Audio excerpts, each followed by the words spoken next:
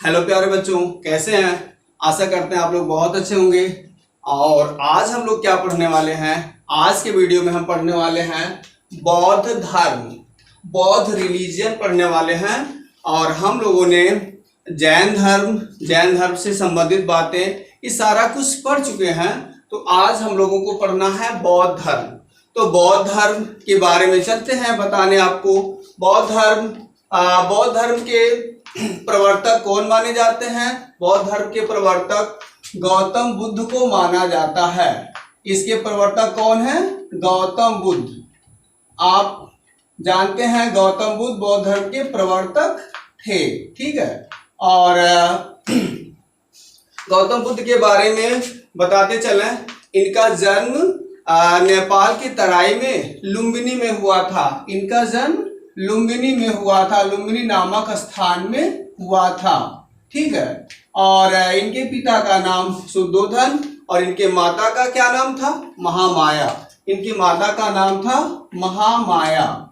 और ऐसा बताया जाता है, ऐसी मान्यता है कि इनके जन्म के जो है 7वें दिन ही इनकी माता का देहांत हो जाता है। जन्म के 7वें दिन इनकी माता का देहांत हो जाता है। और इनके जन्म के समय ही एक सन्यासी इनके जीवन के बारे में भविष्यवाणी करते हैं, बताते हैं कि ये जो लड़का होगा या तो बहुत बड़ा चक्रवर्ती सम्राट बनेगा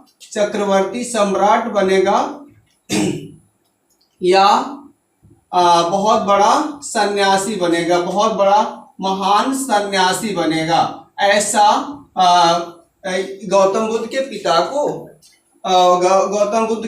को बताया गया, ठीक है। ऐसा गौतम बुद्ध के पिता को बताया गया कि ये लड़का या तो बहुत बड़ा चक्रवर्ती सम्राट बनने वाला है या तो बहुत बड़ा सन्यासी बन के पूरे देश में संसार को दुखों से उबारेगा। तो इनके पिता जो राजा शुद्धोधन थे, इन्हें लगा कि मेरा लड़का इस सन्यासी नहीं बनना चाहिए और मेरा लड़का जो एक महासम्राट बने, क्योंकि मैं एक राजा हूँ और राजा का लड़का भी एक महान सम्राट बने जिसका नाम चारों तरफ चलता रहे। इसलिए इनके पिता राजा शुद्धोधन बहुत प्रयास करते हैं। उन्होंने बहुत प्रयास किया कि गौतम बुद्ध एक महान सम्राट बने। इसके लिए उन्होंने गौतम बुद्ध की 16 वर्ष की अवस्था में ही शादी करवा दिया और सांसारिक जीवन में प्रवेश करवाया और सुख वैभव और भोग विलास के जीवन में उन्होंने गौतम बुद्ध के पिता राजा शुद्धोधन ने इन्हें भोग विलास के जीवन में लाने का प्रयास किया और चारों तरफ से इनके लिए एकदम राजसी ठाट बाट और राजसी सभी चीजों को करते रहे। लेकिन होता क्या है कि 16 वर्ष की अवस्था में शादी होती है और इनकी पत्नी का नाम था यशोधरा। और इनके शादी के वर्ष के लगभग 12 वर्ष के बाद 28 वर्ष की उम्र में इनके एक बच्चे का जन्म हुआ और जिसका नाम क्या था? राहुल था। और उस बच्चे का नाम इन्होंने राहुल क्यों रखा? राहुल का मतलब होता है कि बंधन। तो इन्होंने कहा मेरे लिए एक बंधन पैदा हो गया। इस तरह से, लेकिन इनका मन ये सांसारिक जीवन और पारिवारिक जीवन में नहीं लग रहा था और इनका मन फिर भी बाहर की दुनिया में ही लगता था। ऐसी दुनिया में लगता था जिसके बारे में जानते नहीं थे, वैसी दुनिया के बारे में हमेशा पहचान करना चाहते थे, तलाश करते थे कि क्या होगा। तो ऐसा कुछ ही करते थे। लेकिन अंत में 29 वर्ष की अवस्था में उन्होंने गौतम बुद्ध ने अपना गृह त्याग ही कर दिया। और गृह त्याग करने के बाद से इनका गृह त्याग जो किया था इसे बौद्ध भाषा में महाभिनिष्क्रमण कहते हैं। ऐसा कहा जाता है। बौद्ध भाषा में इसे महाभिनिष्क्रमण कहा जाता है। गृह त्याग को, गौतम बुद्ध के गृह त्याग को महाभिनिष्क्रमण कहा गया।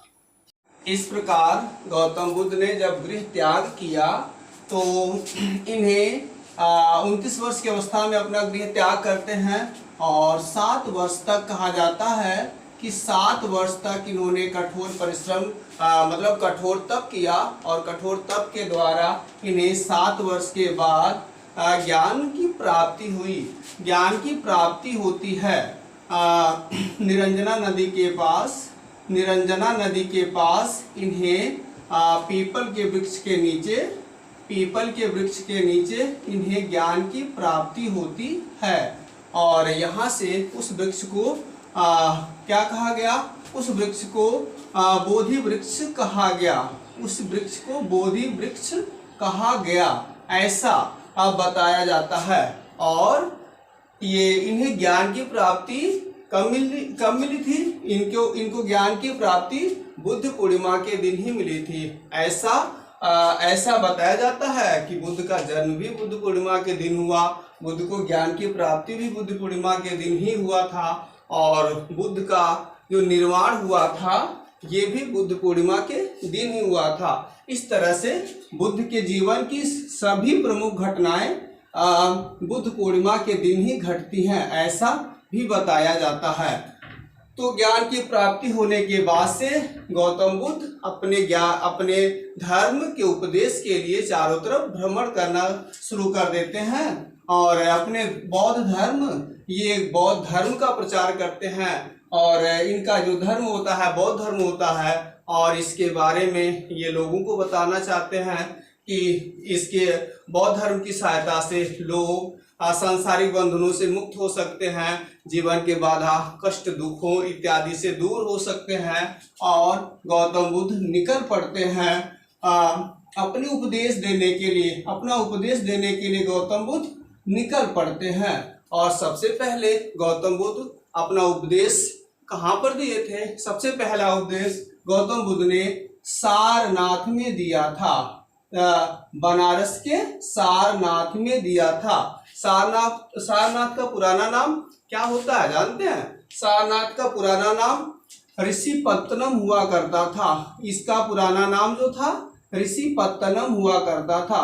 तो गौतम बुद्ध ने अपना सबसे पहला उपदेश सारनाथ में दिया था।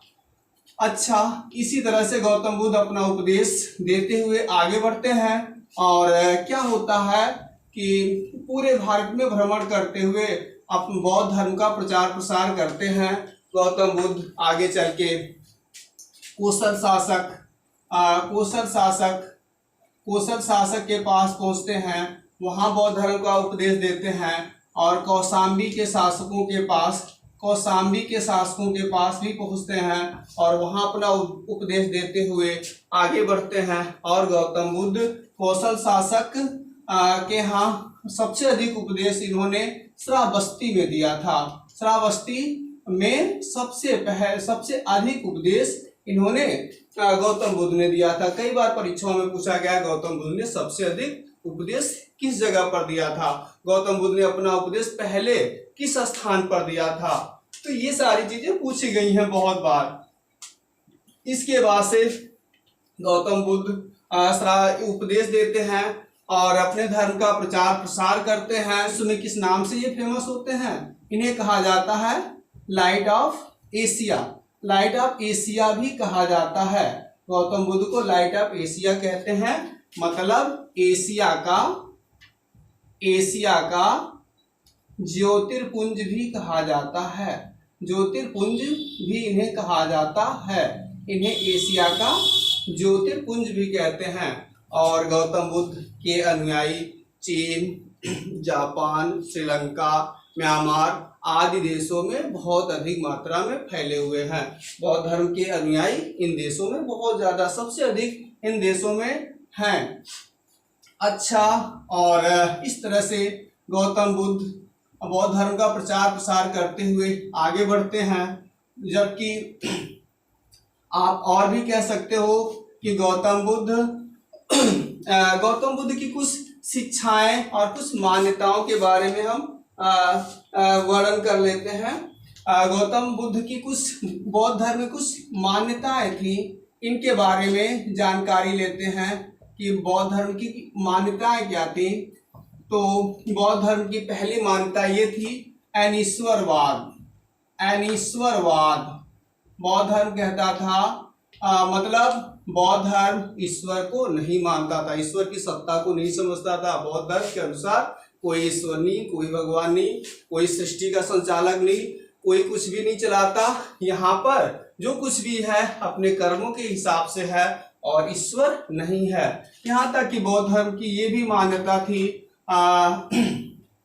आत्मा आत्मा आत्मा को न मानना। ये आत्मा को न मानना ये भी बौद्ध धर्म की प्रमुख क्या था, शिक्षाओं में से एक था। आत्मा को न मानना मतलब बौद्ध धर्म की ये मान्यता है कि आत्मा नहीं होती है और कोई भी आत्मा नहीं है। ऐसा नहीं है कि आत्मा अजर अमर है, इसे मार नहीं सकते, यही अगले जन्म में अगली बार इसी के अनुसार जन्म होता है, ऐसा कुछ नहीं है।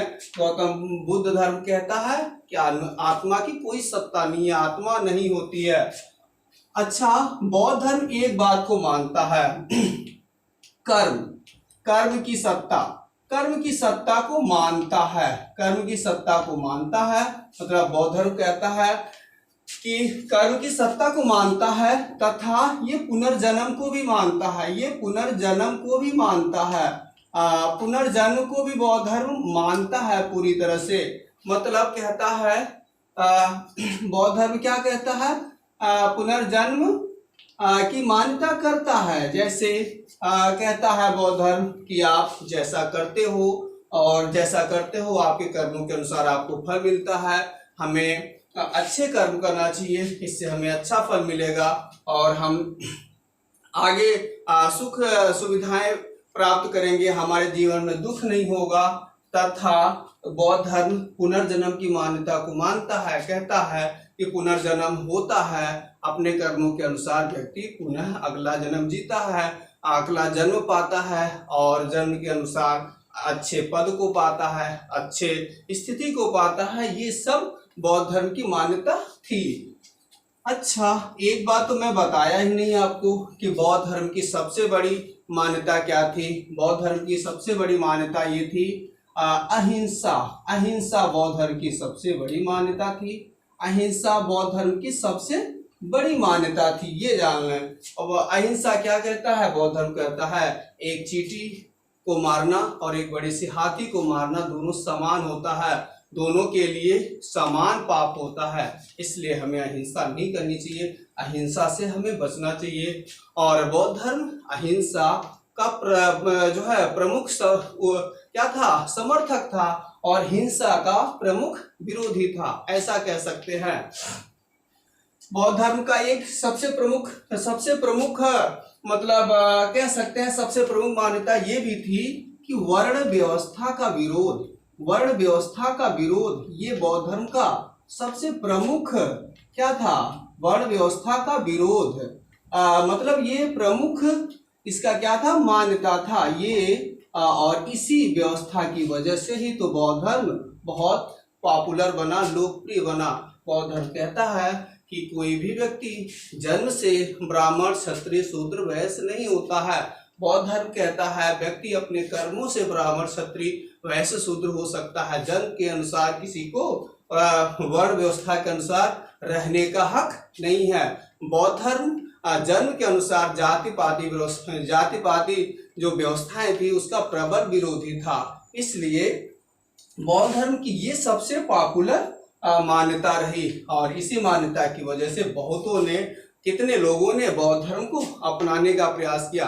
बौद्ध धर्म कहता है कर्म के अनुसार व्यक्ति को उसके पद और उसकी जाति उसकी श्रेष्ठता दी जा सकती है और जन्म के अनुसार नहीं दिया जा सकता है। तो इस तरह से आज के वीडियोज में मैंने क्या किया, बौद्ध धर्म की कुछ शुरुआती बातें, बौद्ध धर्म की कुछ मान्यताओं को दिया। अगले वीडियो में हम इसकी जो शेष बची बातें हैं उन्हें भी बताएंगे। और प्लीज़ वीडियोस को देखते रहें और कोई कमी होती है तो उसमें कमेंट भी करें, उसको दूर भी करने का प्रयास किया जाएगा। और वीडियोस को शेयर करें और चैनल को सब्सक्राइब करें। Thank you.